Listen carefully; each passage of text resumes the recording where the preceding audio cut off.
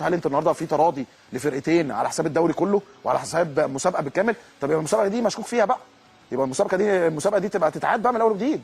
ما هي بدات بحاجه وانتهت بحاجه ثانيه خالص. مش عيب يا واد يا بلحه؟ عايز تسيب المستشفى وتهرب؟ انا بلحه وكمان نسيت اسمك. خش يا بلحه. انه على الاقل يعني بلاش بوكيه ورد لكن برقيه تهنئه يعني.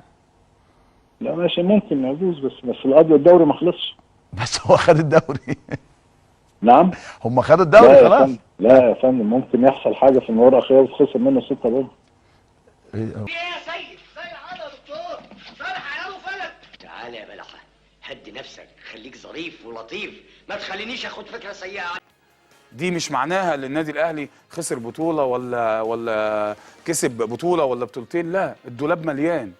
ده النادي الاهلي بيعمل واحد في الشيخ زايد دلوقتي عشان اللي جاي كمان.